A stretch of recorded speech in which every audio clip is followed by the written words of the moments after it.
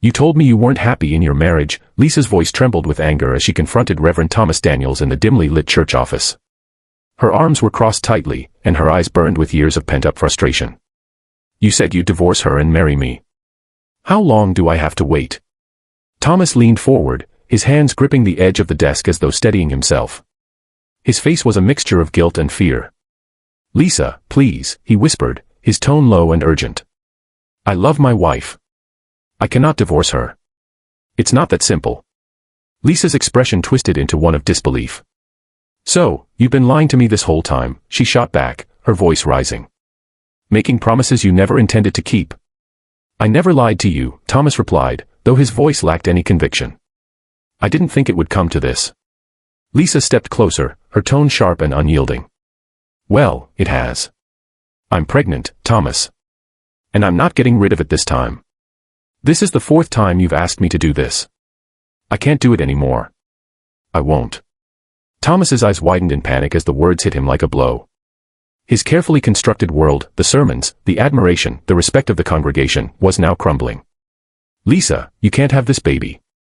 Do you know what this would do to me? To my reputation.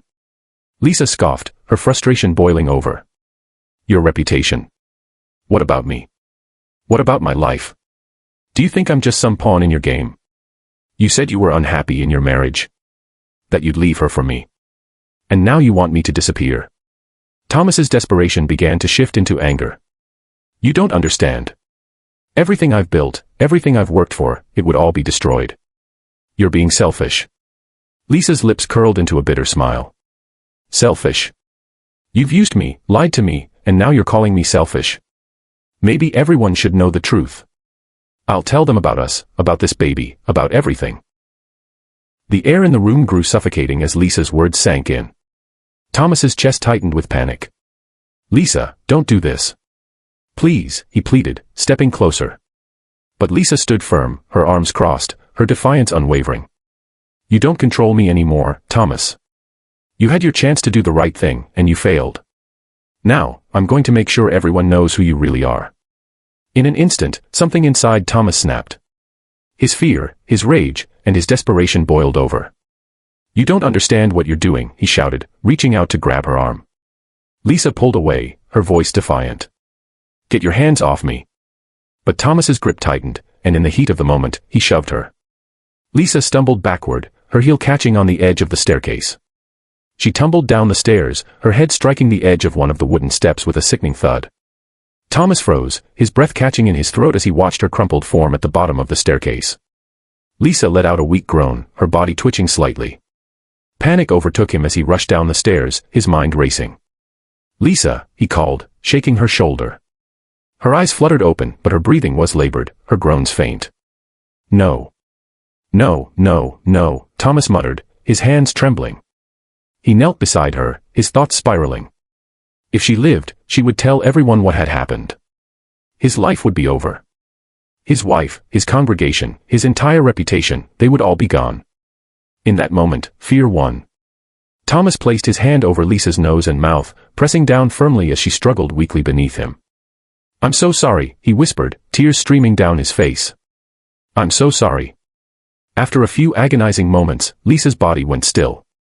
Thomas sat back, his chest heaving, staring at her lifeless form. He had crossed a line he could never come back from. But he wasn't finished. He had to make it look like an accident. To fully understand this story, we need to start at the beginning. Reverend Thomas Daniels was the embodiment of everything good in the South Side community of Chicago. For over 2 decades, he had served as the pastor of New Hope Baptist Church, a beacon of hope and faith for many. His sermons were inspiring, his leadership unwavering. The congregation adored him, and the community respected him. At his side was Sarah Daniels, his devoted wife of 25 years. Sarah was the picture of grace, known for her tireless work with local charities. Together, they were the perfect team, Thomas delivering spiritual guidance and Sarah championing social causes. They had 2 grown children who were pursuing successful careers, a testament to their strong family values. But behind the pulpit and the smiles lay a man burdened by his desires and secrets. It had started innocently enough, late nights working with Lisa Thompson, the church's secretary. Lisa was young, ambitious, and deeply loyal to Thomas. At first, their conversations were strictly professional, but over time, the lines blurred. Lisa confided in Thomas about her struggles, and he, in turn, opened up about his own. "Sarah and I aren't as happy as we seem," he admitted one evening, his voice heavy with regret. Those words became the foundation of their affair. Lisa believed Thomas when he told her he was unhappy in his marriage. She believed him when he said he would leave Sarah one day. And she believed him when he promised they would build a life together. But as the years passed and the promises went unfulfilled, Lisa began to question everything. By the time she discovered she was pregnant for the fourth time, she had reached her breaking point. Thomas, on the other hand, was desperate to keep his world intact. He couldn't afford for the truth to come out, not now, not ever. And so, the stage was set for tragedy. Thomas stared at Lisa's lifeless body at the bottom of the staircase. His mind raced as he struggled to process what he had just done. He knelt beside her, his trembling hands hovering over her still form. "This wasn't supposed to happen," he whispered, his voice barely audible. He glanced around the dark church, the stillness overwhelming. He knew he had to act quickly. The thought of his congregation finding out, of Sarah finding out, was too much to bear. The perfect life he had built, the respect he had earned, it would all be over if anyone discovered the truth. Thomas carefully arranged Lisa's body at the foot of the staircase, ensuring it looked as though she had fallen accidentally. He smoothed his clothes, wiped the sweat from his brow, and took a deep breath. He rehearsed the story in his mind. The next morning, Thomas stood before the congregation, his voice heavy with practiced sorrow. "It is with a heavy heart that I share tragic news," he began, pausing to let the weight of his words settle. "Our dear Lisa Thompson passed away last night in a tragic accident at the church." Gasps and murmurs filled the sanctuary. The congregation was stunned. Lisa had been a beloved member of the church, known for her dedication and kindness. As Thomas spoke, his eyes scanned the crowd, gauging their reactions. He believed he had done enough to cover his tracks, but there was one person in the congregation who wasn't convinced, Margaret Simmons, a fellow church worker. Margaret had always been observant, and over the past few months, she had noticed the subtle glances, the whispered conversations, and the way Lisa and Thomas seemed to linger around each other. Margaret couldn't shake the feeling that something wasn't right. She decided to keep her suspicions to herself for now, but she silently vowed to uncover the truth. Hey everyone, if you're enjoying this story and want to hear more jaw-dropping true crime tales, don't forget to like this video and subscribe to my channel. Let me know in the comments where you're watching from. Margaret couldn't stop thinking about Lisa's death. The church was buzzing with grief and shock, but for Margaret, there was an underlying sense of unease. Something about Thomas's announcement didn't sit right with her. Over the weeks leading up to Lisa's death, Margaret had noticed subtle but telling signs. She recalled catching Thomas and Lisa in quiet conversations that seemed too personal for a pastor and his secretary. There were the long hours Lisa spent at the church, often alone with Thomas. Margaret had even overheard an argument between the two, though she couldn't make out the exact words. At first, she brushed off her suspicions as mere gossip, not wanting to believe that Reverend Daniels, a man so revered, could be involved in anything improper. But now, with Lisa gone, Margaret felt compelled to dig deeper. Meanwhile, Thomas tried to return to his usual routine, but he couldn't shake the paranoia creeping into his thoughts. Every kind word from a congregation member, every glance from Sarah, felt like an accusation. He spent more time than usual in his office, poring over sermons he couldn't focus on, haunted by the memory of that night. Margaret's curiosity soon turned into action. She started asking subtle questions, piecing together fragments of conversations and observations. It wasn't long before she found herself wondering about Lisa's phone. If there's anything that could reveal the truth, it would be her phone, she thought. Margaret's suspicions were growing, but she needed more than gut feelings. She needed proof. Margaret's determination to uncover the truth became an obsession. She couldn't shake the image of Lisa's face or the chilling sense that something was deeply wrong. While most of the congregation tried to move on, Margaret quietly began her investigation. She started by speaking with those who had been close to Lisa. Her questions were subtle. Did Lisa ever seem upset about anything? Or did she mention anything about Reverend Thomas in the days before her death? Most responses were vague, but one church member mentioned something that caught Margaret's attention. "I don't know if it's important," they said hesitantly, "but Lisa seemed really anxious the last week. She told me she had a lot on her mind but didn't want to talk about it. I thought it might be something personal." Margaret filed this away, her suspicion growing. She then turned her attention to Lisa's belongings. With the help of a friend at the church, she managed to locate Lisa's phone.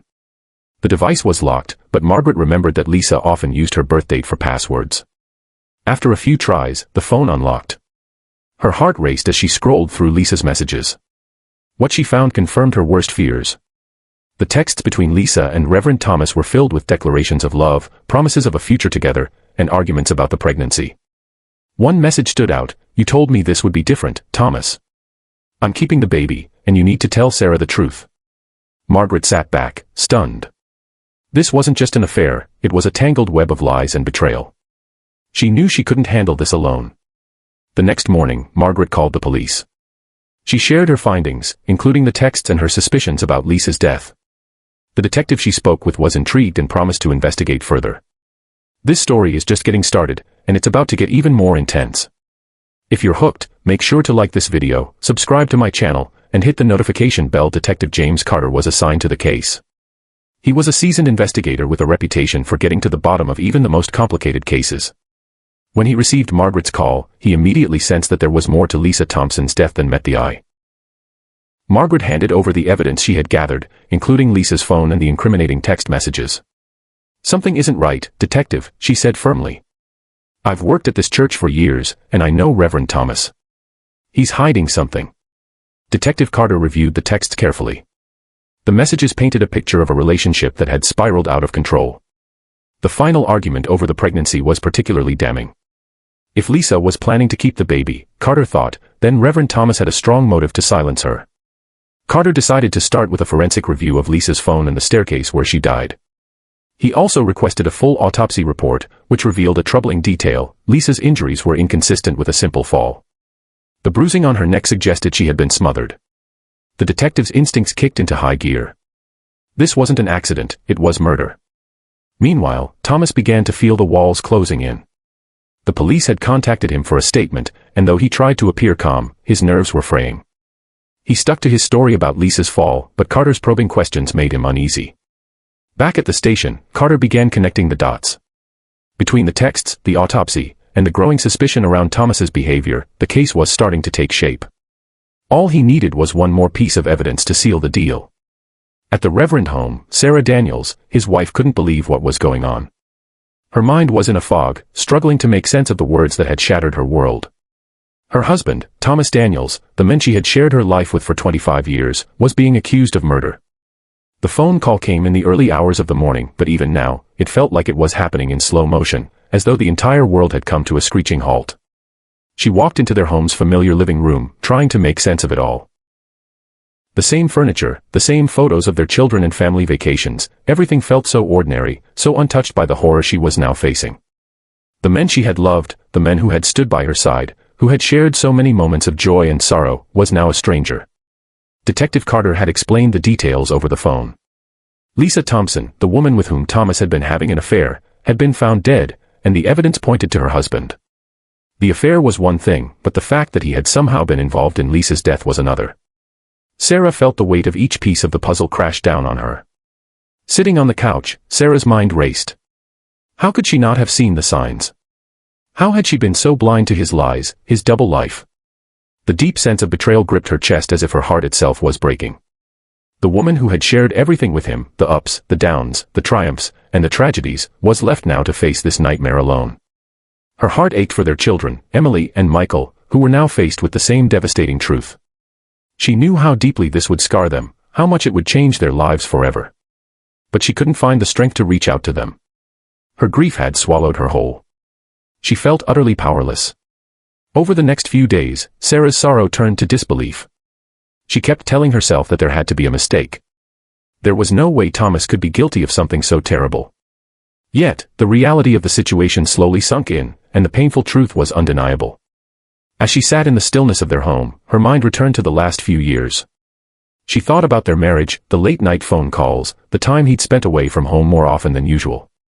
It all came rushing back. In the back of her mind, she had known something was off, but she had brushed it aside, trusting him, believing that their relationship was solid. How wrong she had been.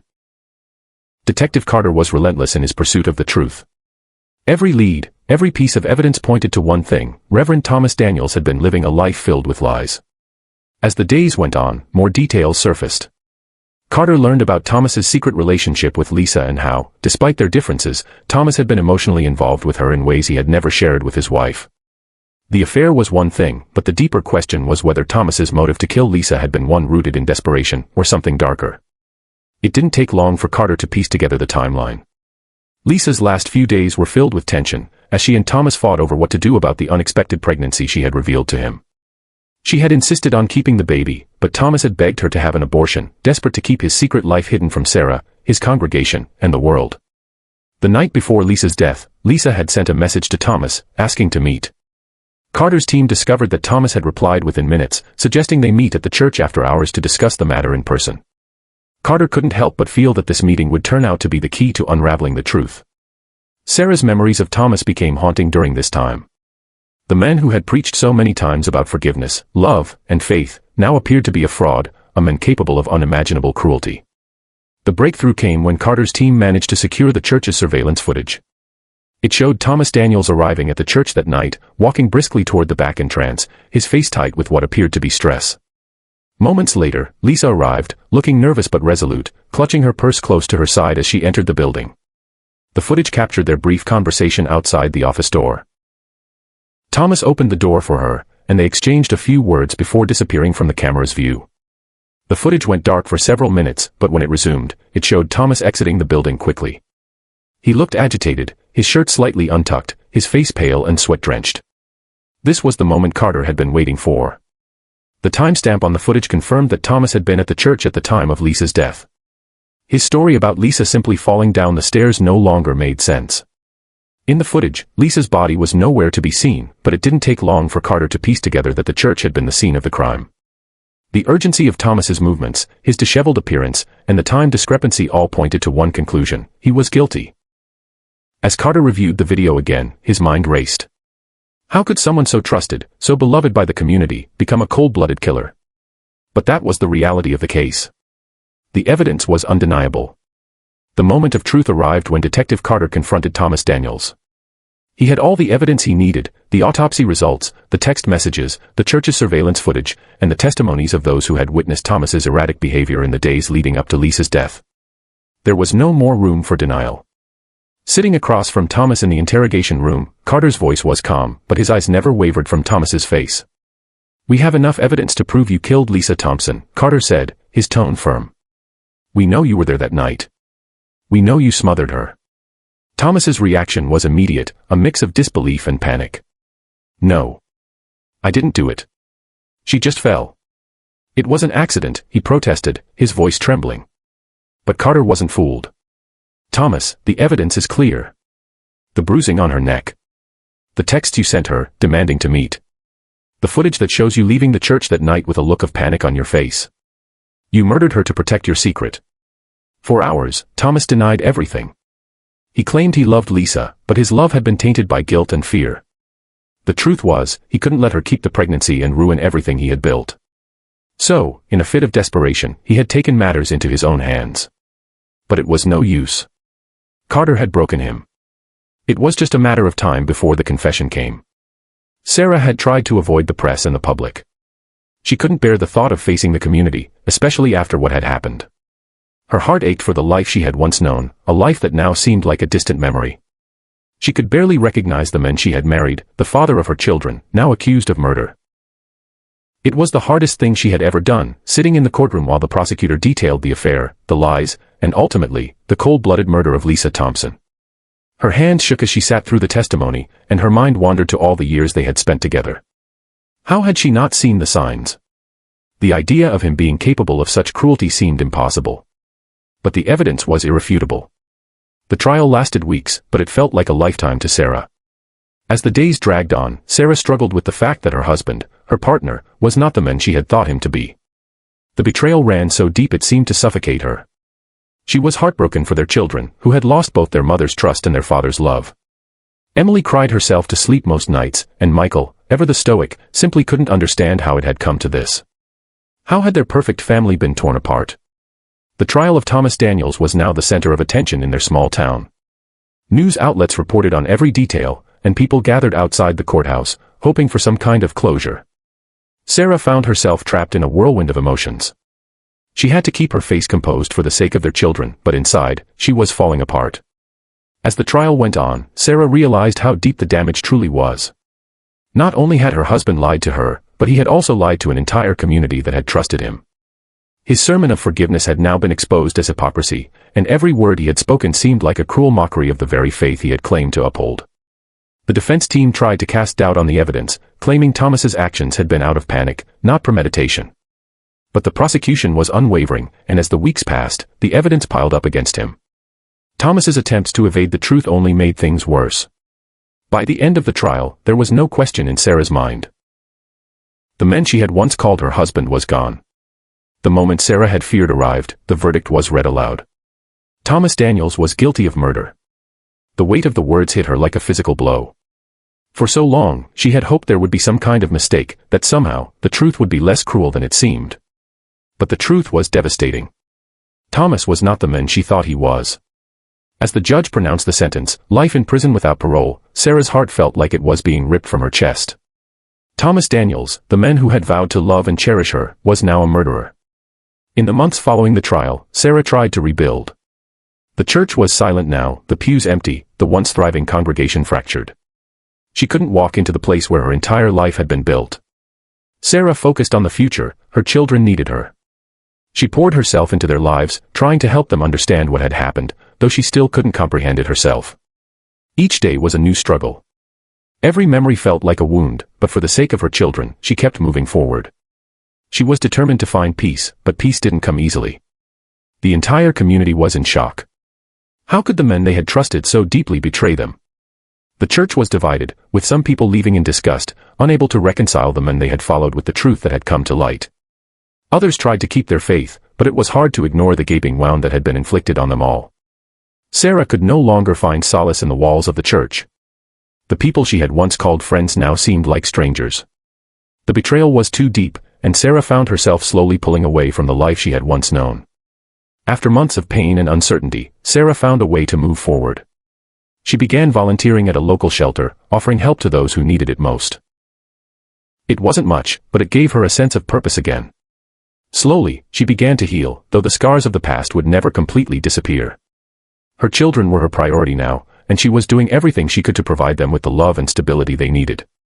Thomas Daniels had been sentenced to life in prison, and his once promising future had crumbled beyond repair.